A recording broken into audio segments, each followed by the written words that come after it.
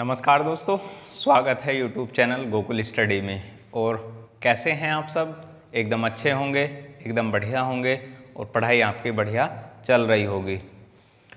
Complete video आप लोग देखना और लास्ट में कमेंट्स करना कि वीडियो आपको कैसा लगा। लास्ट वीडियो आपने नहीं देखा है तो उसको भी आप लोग देखना। मौलिक अधिकारों की बात हमने की है। मौलिक अधिकार कब किसका प्रावधान किया गया, शुरुआत किसने की, इतिहास क्या है इनका, सबसे पहले किस देश के द्वारा इनको दिया गया, उनके बारे में हमने कंप्लीट बात की है। ध्यान से आप लोग उसको समझना और पढ़ना। यदि कोई बात आपको समझ में नहीं आए तो आप लोग कमेंट बॉक्स में कमेंट्स कर देना और जवाब मैं उसका दे दूंगा। और आर्टिकल नंबर 12 में क्या प्रावधान किया गया है उसके बारे में भी हमने बात कर ली है। आर्टिकल 12 में क्या प्रावधान है, राज्य की परिभाषा के संबंध में प्रावधान किया गया है। इन सब के बारे में नॉर्मल जो आर्टिकल हैं हमारे उसके बारे में मैंने बात कर ली है। जैसे समानता का अधिकार किस आर्टिकल से कौन से आर्टिकल तक दिया गया है, स्वतंत्रता का अधिकार कौन से आर्टिकल से कौन से आर्टिकल में दिया गया है। यानी और जो आगे के प्रावधान है, शोषण के विरुद्ध हो, चाहे अल्पसंख्यक का हो या फिर धार्मिक स्वतंत्रता हो या संवैधानिक उपचारों का अधिकार हो, लास्ट वीडियो में मैंने आपको उनके बारे में बता दिया है। आज हम पढ़ेंगे आर्टिकल नंबर 13 यानी 13। आर्टिकल नंबर 13 में जैसे न्यायिक पुनर्वालोकन की बात की गई है, ज्यूडिशियल रिव्यू की बात की गई है, तो आर्टिकल नंबर 13 का आर्टिकल नंबर 368 के साथ क्या क्या प्रावधान है, किस केस में क्या चर्चा की गई है, उनके बारे में हम कंप्लीट पढ़ने वाले हैं। ध्यान से बोर्ड पर आप लोग ध्यान देना और उसके बाद नोट्स बनाते हो तो आप लोग पहले कंप्लीट समझना, उसके बाद वीडियो पॉज करके मैं स्क्रीनशॉट लेने का जब मौका देता हूं तो वहां पर आप लोग इसको लिख सकते हैं। अब हम पढ़ते हैं आर्टिकल नंबर 13 यानी 13 के बारे में। क्या प्रावधान आर्टिकल नंबर 13 में किया गया है। अनुच्छेद 13 यानी 13। अनुच्छेद 13 की मैं बात करूं तो इसमें प्रावधान किया गया, क्या प्रावधान है इसमें? प्रावधान है न्यायिक पुनर्वालोकन। न्यायिक पुनर्वालोकन, इसका अर्थ क्या है न्यायिक पुनर्वालोकन का? यदि मैं न्यायिक पुनर्वालोकन के अर्थ की बात करूं, लोकन, ज्यूडिशियल रिव्यू इसको बोलते हैं। Judicial review. ज्यूडिशियल रिव्यू का मतलब होता है यदि कोई भी सुप्रीम कोर्ट ने या फिर हमारी जो पार्लियामेंट, कानून कौन बनाती है, हमारी कानून कौन बनाने का कार्य करता है? तो कानून बनाने का कार्य करती है संसद। और यदि संसद ऐसा कोई कानून बना देती है जो मौलिक अधिकारों का हनन करती है या वह भारतीय नागरिकों के पक्ष में नहीं है तो उसका पुनर्वालोकन करने का अधिकार किसको होता है? तो वहाँ होता है सुप्रीम कोर्ट को। इसी आधार के संबंध में ही हमारा प्रावधान आर्टिकल नंबर 13 दिया गया है कि यदि कोई संसद ने ऐसा कानून बनाया है जो नागरिकों के हित में नहीं है तो उसका सुप्रीम कोर्ट न्यायिक पुनर्वालोकन करके उसको समाप्त कर सकता है। क्या कर सकता है? यदि संसद ने ऐसा कोई कानून बनाया है जो नागरिकों के पक्ष में नहीं है, नागरिकों के अधिकारों का हनन करता है, तो वहाँ सुप्रीम कोर्ट क्या कर सकता है? उसका रिव्यू कर सकता है, उसको देख सकता है और उसको क्या करने का अधिकार है? उसको भी समाप्त करने का अधिकार किसको होता है? सुप्रीम कोर्ट को होता है। ये मतलब है न्यायिक पुनर्वालोकन का। अब यहाँ प्रावधान किए गए हैं कौन कौन से नियम हमारे लागू होंगे या किन किन आधारों पर हमारा सुप्रीम कोर्ट इन नियमों को लागू करेगा, यानी किन नियमों को समाप्त हमारा सुप्रीम कोर्ट कर सकता है और किन नियमों को सुप्रीम कोर्ट समाप्त नहीं कर सकता है। तो यहाँ पर मैं बात करूँ आर्टिकल नंबर 13 में। आर्टिकल नंबर 13 के यदि सेक्शन की मैं बात करूँ यानी खंड की बात करूँ तो आर्टिकल नंबर 13 के 4 खंड दिए गए हैं। और 4 खंड कौन कौन से दिए गए हैं? आर्टिकल नंबर 13 का फर्स्ट ये दिया गया है और इसमें प्रावधान है अनुच्छेद 13 का फर्स्ट। और इसमें क्या प्रावधान किया गया है? आर्टिकल नंबर 13 का फर्स्ट, इसमें क्या प्रावधान किया गया है? इसमें प्रावधान है ऐसा कोई भी कानून, ध्यान से आप लोग समझना, इसको मैं साफ कर देता हूँ, इसकी कोई यहाँ पर ज़रूरत आपके लिए है नहीं, फिर भी समझना यहाँ, पहले इसको आप लोग समझो। अनुच्छेद 13(1) में प्रावधान किया गया है, यदि कोई कानून संविधान के बनने से पहला है, यदि कोई कानून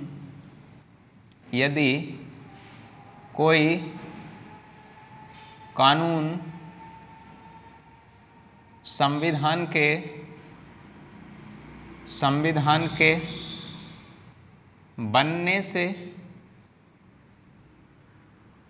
पूर्व बना है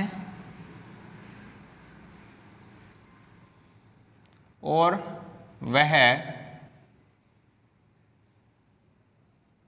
मूल अधिकारों के पक्ष में नहीं है, मूल अधिकारों के पक्ष में नहीं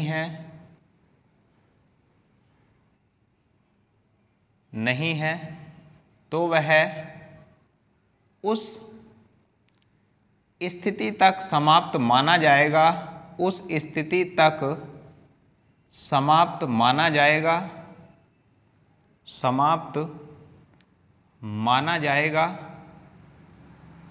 जब तक वह मौलिक अधिकारों या फिर मूल अधिकारों के पक्ष में न हो जाए, मूल अधिकारों के पक्ष में न हो जाए। इसमें क्या प्रावधान है, यदि संविधान बना है आज तो उससे पहले वाले जितने नियम थे वो आर्टिकल 13 के अनुसार मौलिक अधिकारों का हनन करते हैं या उनके पक्ष में नहीं है, तो वह कब तक समाप्त माने जाएंगे या उनको कब समाप्त माना जाएगा, जब तक वह समाप्त रहेंगे, जब तक वह समान मौलिक अधिकारों के ना हो जाएं। और ऐसा नहीं होगा तो क्या हो जाएंगे, ये आर्टिकल 13 फर्स्ट के अनुसार संविधान के बनने से पहले वाले कानून समाप्त माने जाएंगे। ये प्रावधान आर्टिकल नंबर 13 में किया गया है कि संविधान के बनने से पहले के कानून। अब आर्टिकल नंबर 13 सेकंड यानी 2 में क्या कहा गया है, आर्टिकल नंबर 13(2) में कहा गया है, यदि संविधान बनने के बाद का कोई कानून, समझना आप ध्यान से, अब लोग इसको मैं साफ कर देता हूं।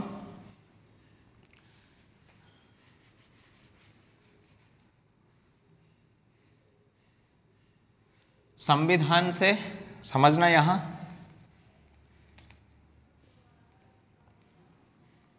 आर्टिकल नंबर 13 सेकंड यानी 2 में प्रावधान है, संविधान के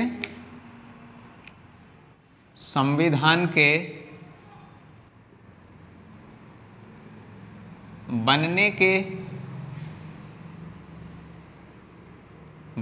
के बाद की विधि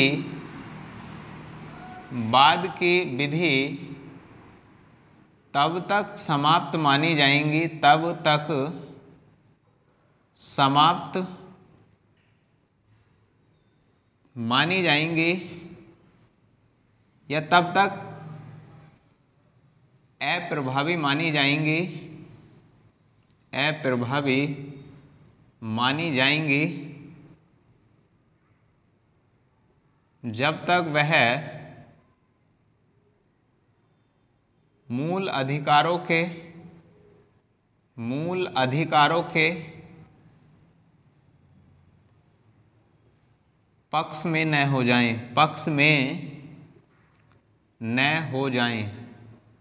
यानी यहां पर प्रावधान क्या किया गया है, आर्टिकल नंबर 13 फर्स्ट संविधान के बनने से पहले की विधि है और आर्टिकल नंबर 13 सेकंड में क्या है, संविधान के बनने के बाद की जो विधि हैं तब तक अप्रभावी मानी जाएंगी जब तक वह मूल अधिकारों के पक्ष में न हो जाएं। इसके संबंध में क्या क्या प्रावधान और हैं कि किस आधार पर इनको लागू किया जाएगा, किस आधार पर इनको लागू नहीं किया जाएगा, जैसे पृथक कणिता का सिद्धांत है, आच्छादन का सिद्धांत है, तो उनके संबंध में इनकी क्या भूमिका है उनकी भी हम बात यहाँ पर करेंगे। तो ये संविधान के बनने की हैं और ये संविधान से पहले की हैं। अब हमारी बात यहाँ पर आती है आर्टिकल नंबर 13 में क्या प्रावधान किया गया है, आर्टिकल 13 का 3 में। आर्टिकल नंबर 13 का 3 आप लोग पढ़ोगे तो वहाँ पर प्रावधान किया गया है कि विधि होगी क्या या किसको हम विधि कहेंगे, यहाँ इसको परिभाषित किया गया है विधि को। इसमें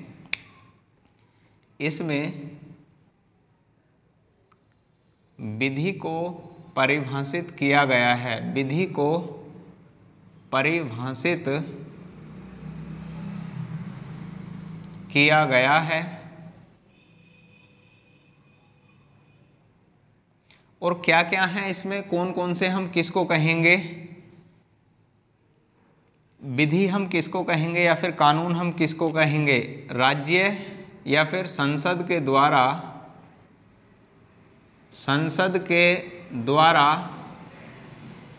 पारित कानून विधि के अंतर्गत शामिल होगा।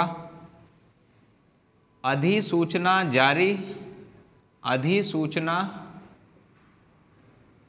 के द्वारा जारी कानून, अधिसूचना के द्वारा जारी कानून। और थर्ड की मैं यहाँ पर बात करूँ, राष्ट्रपति अध्यादेश के द्वारा, राष्ट्रपति अध्यादेश के द्वारा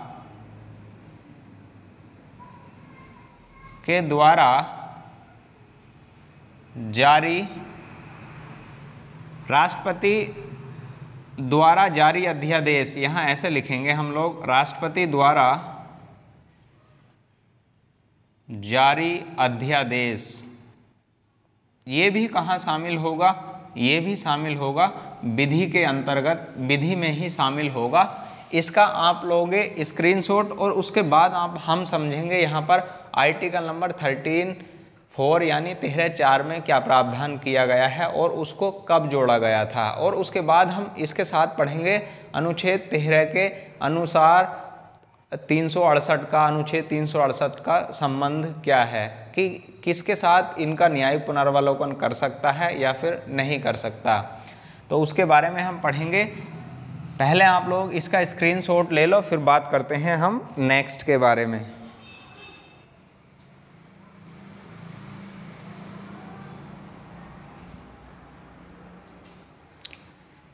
लिया होगा आपने स्क्रीनशॉट।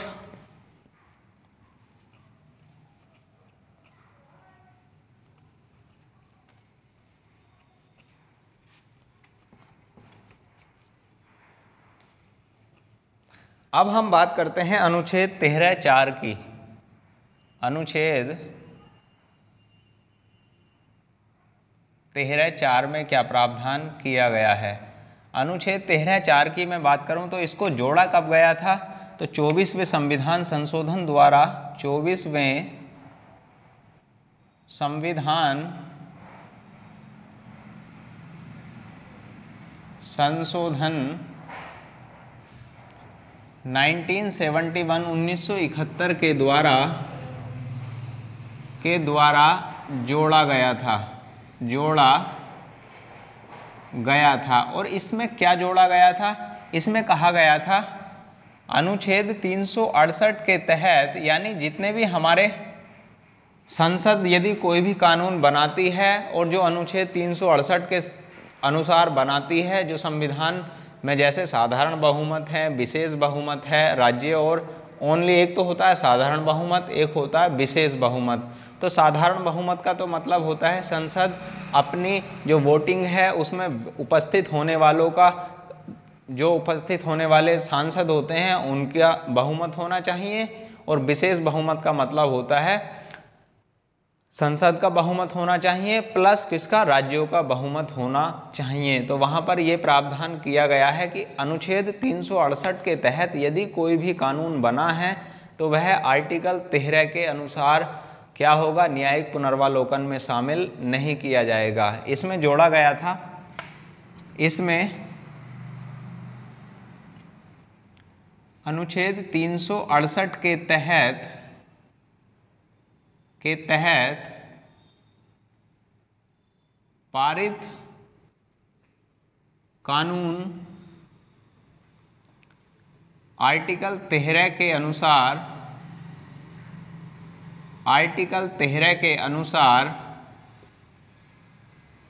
न्यायिक पुनर्वलोकन या फिर ज्यूडिशियल रिव्यू में शामिल नहीं होंगे। यहाँ पर प्रावधान किया गया कि यदि 368 के तहत कोई भी कानून बनाया गया है तो वह किस में शामिल नहीं होगा, जुडिशियल रिव्यू में शामिल नहीं होगा। ये 1971 में जोड़ा गया प्रावधान 24वें संविधान संशोधन के द्वारा था। अब हम यहाँ पर चर्चा करते हैं कि किस केस में इसका प्रावधान किया गया, कि किस आधार पर हम न्यायिक पुनरावलोकन कर सकते हैं या फिर किस में नहीं कर सकते, यानी कौन कौन से केस सामने आए जिनमें ये कहा गया कि कर सकते हैं और किस में कहा गया नहीं कर सकते हैं। जब मिनर्वा मिल्स 1980 का हम मामला पढ़ते हैं तो उसमें कहा गया है कि यदि कोई 368 के तहत भी कानून बनाया हुआ है, संशोधन किया हुआ है, तो वहाँ पर वह जुडिशियल रिव्यू में शामिल होगा और शामिल होगा। अब हम बात करते हैं सबसे पहला केस यहाँ पर कौन सा आया उसके बारे में। तो इनके संबंध में आया था आर्टिकल 13 और आर्टिकल नंबर 368 के संबंध में, 68 के संबंध में आए निर्णय, आए केसों के निर्णय, यानी जो केस थे, केसों के निर्णय। एक केस होता है बाल वाला, ये बाल वाला नहीं है, जो बाल होते हैं हमारे वो केस होता है, उसमें तालव्य सकार आता है और यहाँ पर कौन सा आता है, दंतीय सकार यानी स। अब हम बात करते हैं यहाँ पर किसके संबंध में कौन कौन से केस यहाँ पर आए। तो सबसे पहले केस की मैं बात करूँ, सबसे पहला केस आया यहाँ शंकरी प्रसाद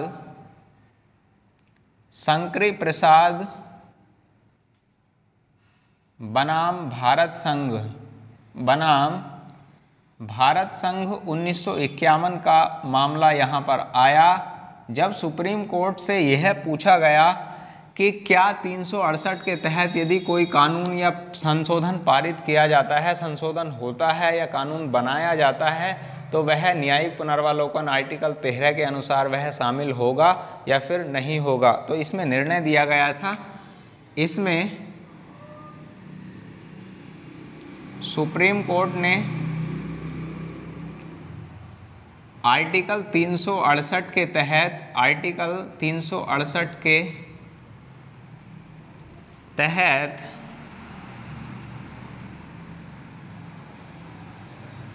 बने कानूनों को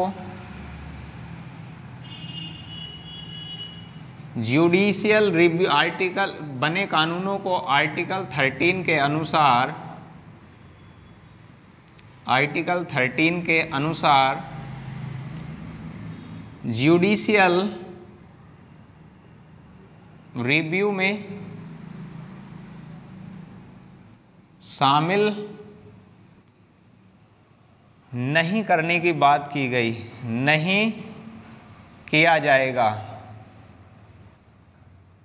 यानी जो भी प्रावधान आर्टिकल 368 के तहत बना है वह आर्टिकल 13 के अनुसार जुडिशियल रिव्यू में शामिल नहीं होगा। ये शंकरी प्रसाद बनाम भारत संघ 1951 के मामले में यहाँ पर कहा गया। उसके बाद अगला केस यहाँ पर आया, सज्जन सिंह का मामला यहाँ पर आया, जो राजस्थान सरकार से संबंधित है, और उनके संबंध में भी क्या प्रावधान किया गया, 1965 का मामला है। सेकंड केस आया सज्जन सिंह बनाम राजस्थान सरकार, राजस्थान राज्य 1965 का मामला है। और इसमें क्या केस आया, इसमें भी यही बात की गई कि आर्टिकल 368 के तहत बनाए गए कानून किस में शामिल नहीं होंगे, आर्टिकल 13 के अनुसार जुडिशियल रिव्यू में शामिल नहीं होंगे। तो इसमें भी यही निर्णय सुप्रीम कोर्ट के द्वारा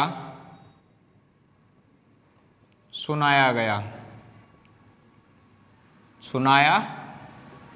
यानी सेम निर्णय सुनाया गया शंकरी प्रसाद के मामले में भी और सज्जन सिंह के मामले में भी। फिर उसके बाद हमारा अगला केस इसके संबंध में ही आता है। अगले की मैं बात करूं, गोलकनाथ बनाम पंजाब राज्य। ध्यान से आप लोग समझना, ये बढ़िया है, स्टेटमेंट, इसमें स्टेटमेंट बदल गया, गोलकनाथ बनाम पंजाब राज्य, पंजाब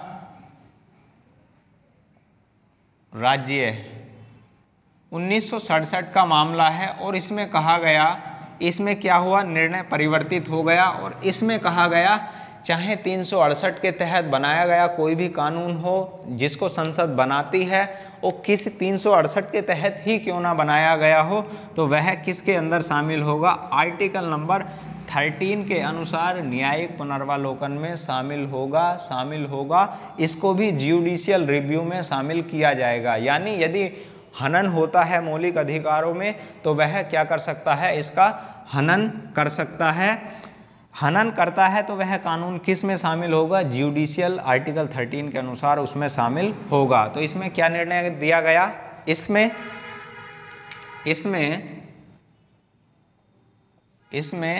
निर्णय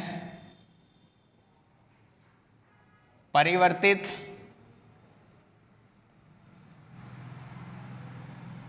हो गया और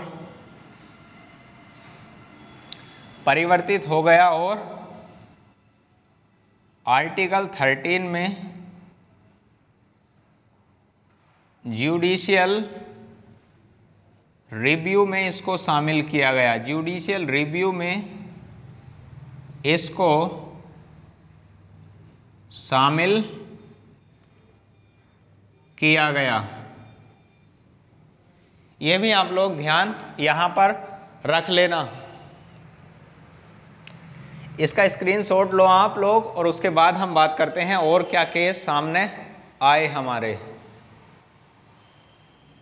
स्क्रीनशॉट का मतलब क्या होता है, वीडियो पॉज करेंगे और स्क्रीनशॉट लेंगे। यदि नोट्स बना रहे हैं तो आप लोग इसको साथ के साथ लिखते हुए चलेंगे। लिया होगा आपने स्क्रीनशॉट।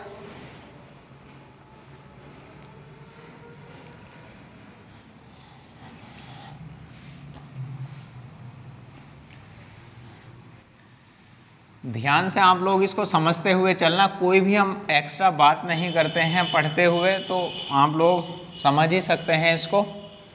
अब उसके बाद जो हमारा आर्टिकल नंबर 13(4) जो सेक्शन हमारा जोड़ा गया था, आर्टिकल नंबर 13(4) में प्रावधान इसका जोड़ा गया था 24वें संविधान संशोधन के द्वारा कि आर्टिकल 368 में ही 2 खंड और जोड़े गए।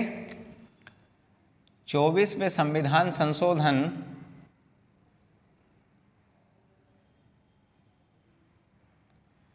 1971 के द्वारा आर्टिकल 13(4) जोड़ा गया, आर्टिकल 13(4) जोड़ा गया।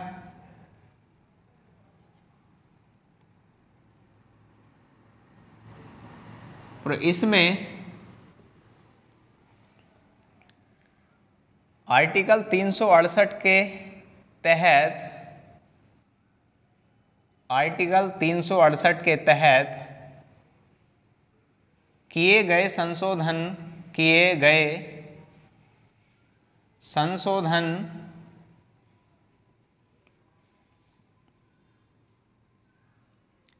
संशोधन आर्टिकल 13 के अनुसार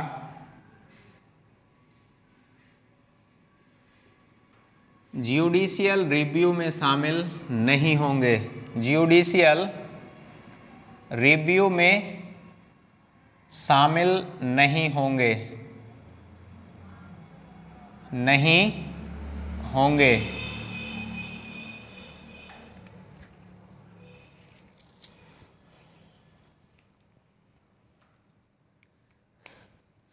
यानी यहाँ पर प्रावधान किया गया जो आर्टिकल 13 के अनुसार, जो बाद में अभी केस हमारा आया था पंजाब राज्य गोलकनाथ के मामले में, तो वहाँ पर प्रावधान क्या किया गया था कि ज्यूडिशियल रिव्यू में शामिल होंगे, पर 24वें संविधान संशोधन के द्वारा सरकार ने क्या कर दिया, इसको समाप्त करके इसमें ये जोड़ा गया कि वह आर्टिकल 13 के अनुसार ज्यूडिशियल रिव्यू में शामिल नहीं होंगे। उसके बाद केशवानंद भारती बनाम भारत संघ या फिर केरल राज्य का एक मामला आता है, तो जिसने भारत में जो भारत के संविधान है या फिर जिसको हम बोलते हैं आधारभूत संरचना का उद्देश्य या फिर उल्लेख मिलता है, जिस केस से वो केस हमारा सामने आया।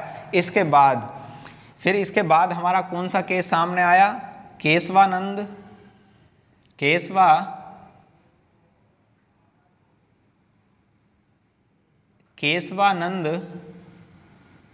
भारती बनाम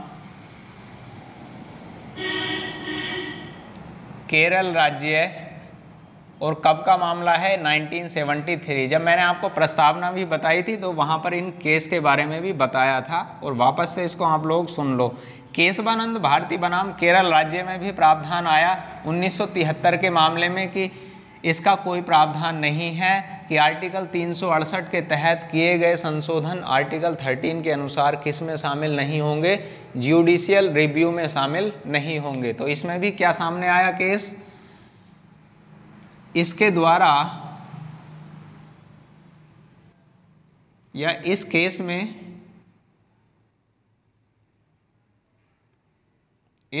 में सुप्रीम कोर्ट ने आर्टिकल 368 के तहत किए गए संशोधन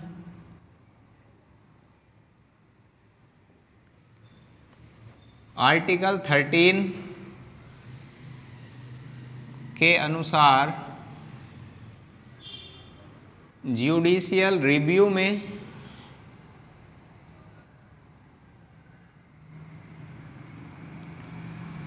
शामिल नहीं होंगे।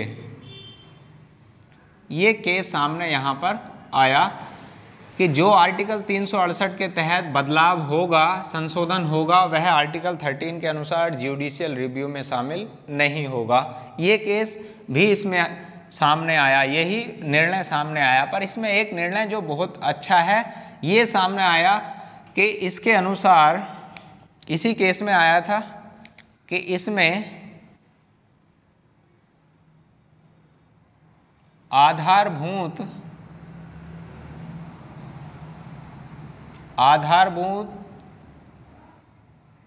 ढांचे की बात कही गई।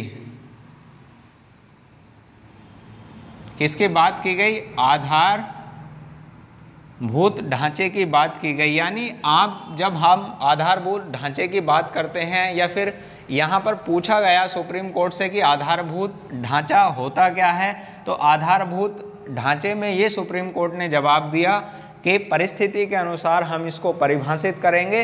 पर यहाँ परिकल्पना किसकी आई? आधारभूत ढांचे की परिकल्पना किस केस में आई? एग्जाम में पूछा जाता है, तो वहाँ आपका आंसर होगा केशवानंद भारती बनाम केरल राज्य। 1973 के मामले में सामने आया आधारभूत ढांचे का प्रावधान।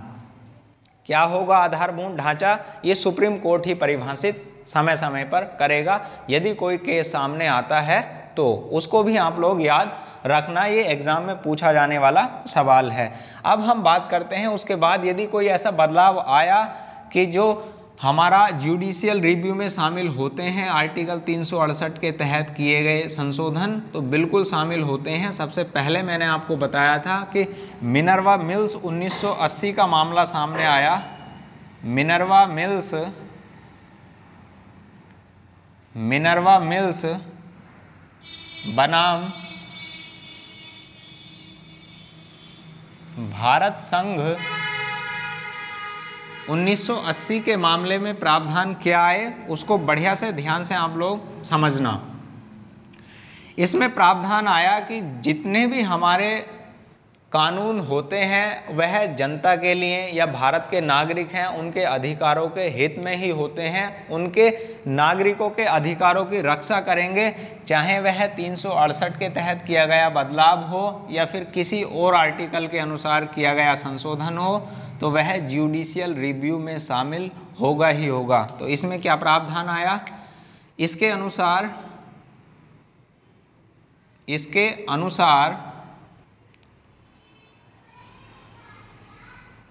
इसके अनुसार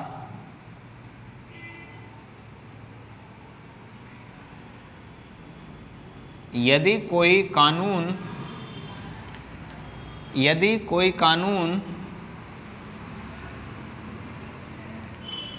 नागरिकों के मौलिक अधिकारों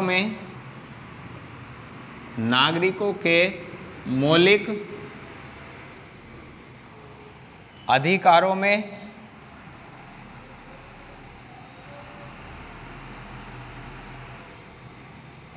हनन करता है तो वह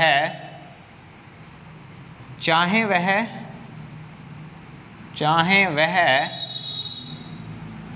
आर्टिकल 368 के तहत किया गया संशोधन क्यों न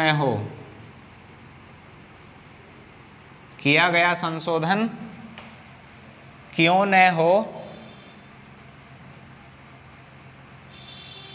वह भी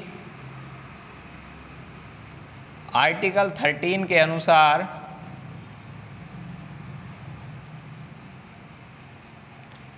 ज्यूडिशियल रिव्यू में शामिल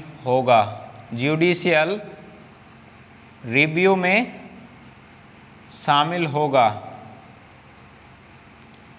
यानी सुप्रीम कोर्ट को ये अधिकार है कि ऐसा कोई भी कानून बना हो, आर्टिकल 35 में भी ये प्रावधान किया गया है कि ऐसा कोई भी कानून यदि कोई मौलिक अधिकारों में हनन करता है तो उसके संबंध में संसद भी कानून बना सकती है, और संसद ने ऐसा कोई कानून या संशोधन कर दिया है आर्टिकल 13 के 368 के अनुसार जो मौलिक अधिकारों में हनन करता है या फिर नागरिकों के अधिकारों में हनन करता है, तो वह क्या माना जाएगा, जुडिशियल रिव्यू में भी शामिल उसको किया जाएगा। ये प्रावधान मिनर्वा मिल्स बनाम भारत संघ 1980 के मामले में आया, जो आज भी लागू है। और उसमें क्या कहा गया था 24वें संविधान संशोधन 1971 में कि वह जुडिशियल रिव्यू में शामिल नहीं होगा। और इसमें क्या कहा गया है, कोई भी ऐसा कानून जो अधिकारों में हनन करता है तो वह किस में शामिल होगा, जुडिशियल रिव्यू में शामिल होगा। और आज की परिकल्पना आपको देखनी है जुडिशियल रिव्यू में किस प्रकार शामिल हो सकता है, तो आर्टिकल 13 और आर्टिकल 32 के अनुसार आप लोग देख सकते हैं यदि मौलिक अधिकारों में हनन होता है तो आर्टिकल 32 के अनुसार सुप्रीम कोर्ट को 5 प्रकार के रिट जारी करने का अधिकार है। बात करूंगा उन रिटों की भी, 32 आर्टिकल में लिखा हुआ है कौन सी रिट हैं। और आर्टिकल नंबर 226 भी आप लोग देखोगे, हाई कोर्ट को भी रिट जारी करने का अधिकार है। तो इसके संबंध में मौलिक अधिकारों की रक्षा का अधिकार किसके पास है, तो सुप्रीम कोर्ट के पास अधिकार है मौलिक अधिकारों की रक्षा करने का। स्क्रीनशॉट आप लोग लो, फिर उसके बाद हम नेक्स्ट बात करते हैं। जो अगला प्रावधान हमारे समानता का अधिकार आर्टिकल 14 से 18 तक आता है। ज़्यादा लंबा वीडियो हो जाएगा तो यहीं पर स्टॉप इसको कर लेंगे, पर पहले आप लोग इसको स्क्रीनशॉट लो।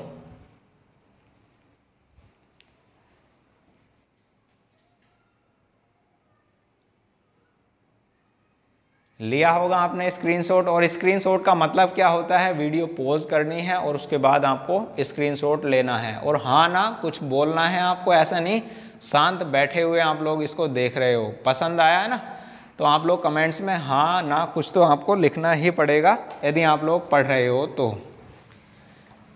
ये थी आर्टिकल नंबर 13 में क्या प्रावधान है, विधि क्या होती है, किस आधार पर क्या प्रावधान हमारे कर सकते हैं। अब हम बात करते हैं आर्टिकल 13 के अनुसार ही और क्या क्या प्रावधान है।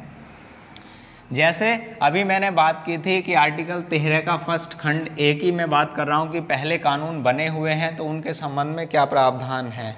इसी के आधार पर विधि को भी परिभाषित किया गया है कि आच्छादन के सिद्धांत के अनुसार भी, पृथक कणिका के सिद्धांत के अनुसार ही। और ये भी एग्जाम में पूछा जाता है कि क्या कोई भी व्यक्ति अपने स्वेच्छा के अनुसार अपने मौलिक अधिकारों को त्याग सकता है या फिर नहीं, उन सब की हम बात करते हैं यहाँ पर।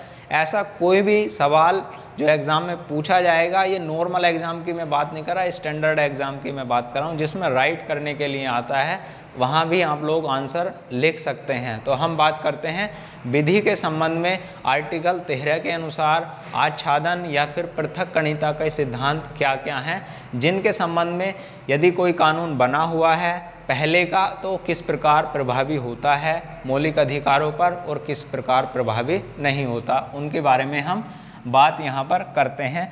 ध्यान से आप लोग समझना। हम बात करते हैं विधियों के अर्थ की। विधियों के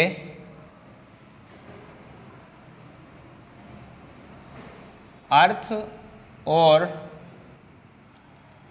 उनकी परिधि, यानी कहाँ तक वह लागू होंगे और कहाँ तक वह लागू नहीं होंगे, उनके बारे में हम बात करते हैं। यहाँ पर 3 सिद्धांत आते हैं, एक एक के बारे में हम ध्यान से समझते हैं। तो पहले सिद्धांत की मैं बात करूँ, पहले सिद्धांत का नाम है आच्छादन का सिद्धांत। क्या नाम है? आच्छादन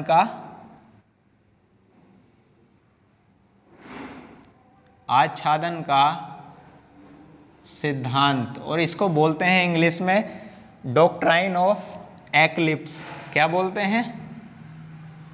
डॉक्ट्राइन ऑफ एक्लिप्स। इसमें क्या प्रावधान किया गया है? जब आर्टिकल नंबर 13 का 1 हम पढ़ते हैं तो इसमें प्रावधान क्या था कि यदि कोई संविधान के बनने से पहले कोई भी हमारा कानून है या हमारे संविधान के बनने से पहले कोई भी विधि है तो वह तब तक मान्य नहीं होगी जब तक वह मूल अधिकारों के समान ना हो जाए। तो यहाँ क्या प्रावधान किया गया है आच्छादन के सिद्धांत में? इसमें या इसके अनुसार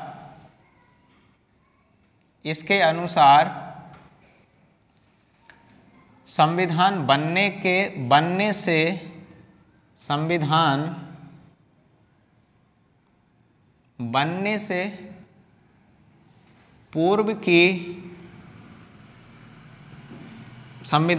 से पूर्व की विधियों को तब तक समाप्त माना जाता है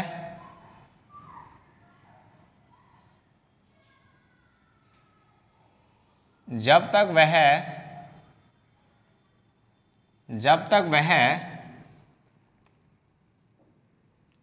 मूल अधिकारों के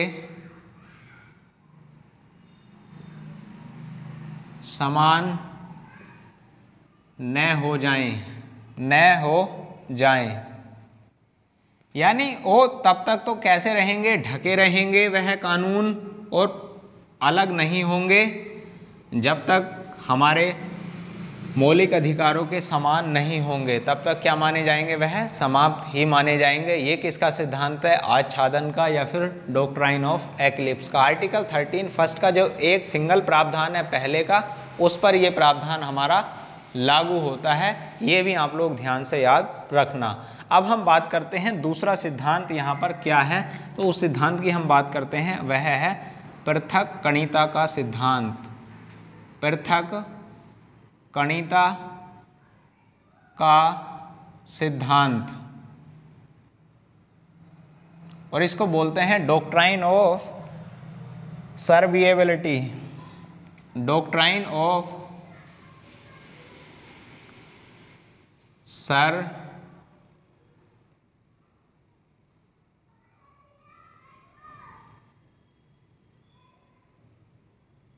डॉक्ट्राइन ऑफ सर्विएबिलिटी इसको हम बोलते हैं। पृथक्कणिता का सिद्धांत, इसका मतलब क्या है? इसका मतलब है यदि संविधान के बनने से विधि, हमारी जो बाद की विधि है, वो आर्टिकल 13(2) पर यह लागू होता है। यदि संविधान संशोधन के बाद या फिर संविधान के बनने के बाद यदि कोई भी विधि बनाई गई है और वह मौलिक अधिकारों के समान नहीं है, तो वह तब तक तो समान मानी जाएगी जब तक वह मौलिक अधिकारों के समान रहेगी, और तब तक समान नहीं मानी जाएगी जब तक वह मौलिक अधिकारों के समान नहीं रहेगी। तो इसमें यहाँ पर कॉन्सेप्ट आता है कि इसके द्वारा या इसमें शामिल विधि संविधान के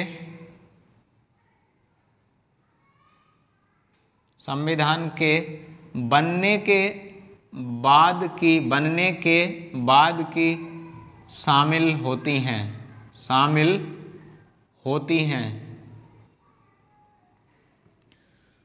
और यह विधि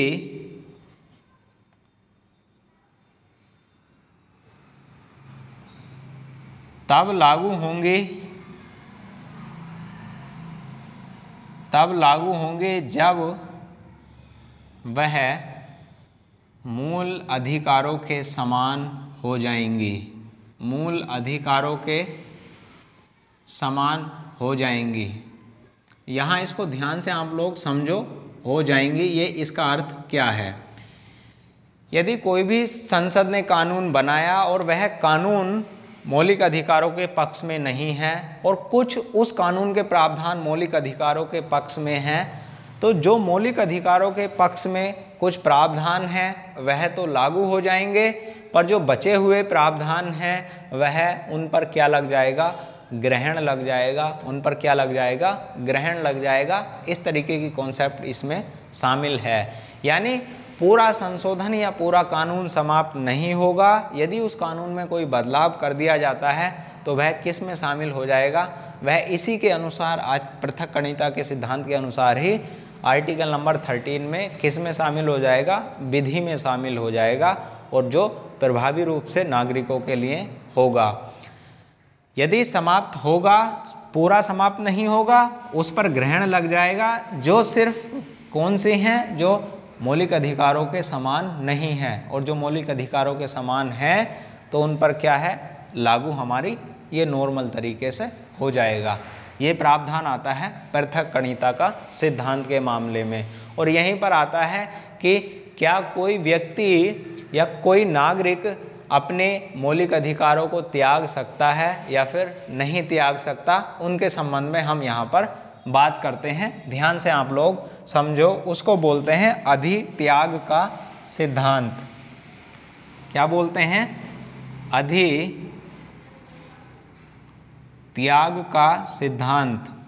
अधित्याग का सिद्धांत, और इसको बोलते हैं डॉक्ट्राइन ऑफ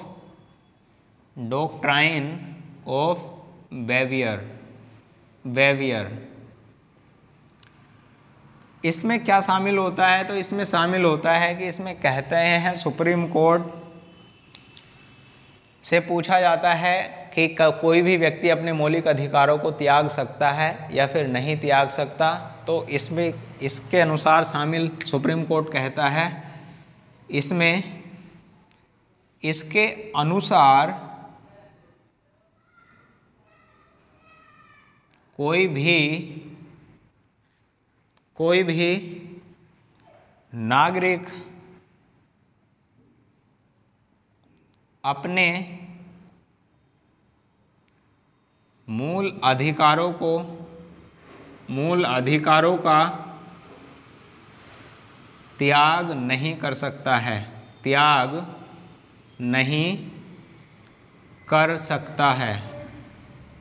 और सुप्रीम कोर्ट ने आधार क्यों बताया कि वह अपने मौलिक अधिकारों को स्वेच्छा से नहीं त्याग सकता। इसका अर्थ ये बताया कि भारत की जनता अधिकतर निरक्षर मानी है, इसमें पढ़ी लिखी नहीं है, तो इस आधार पर ही यदि अपने मौलिक अधिकारों को त्याग देगा वह व्यक्ति नागरिक, तो क्या माना जाएगा, वह उसके अधिकारों का कोई और व्यक्ति, कोई और नागरिक दुरुपयोग कर सकता है। इस कारण से एग्ज़ाम में पूछा जाता है, नॉर्मल एग्ज़ामों में भी ये पूछ लिया जाता है कि स्वेच्छा से कोई भी व्यक्ति अपने मौलिक अधिकारों को त्याग सकता है या फिर नहीं त्याग सकता, तो वहाँ आंसर होगा अपने मौलिक अधिकारों को वह नहीं त्याग सकता।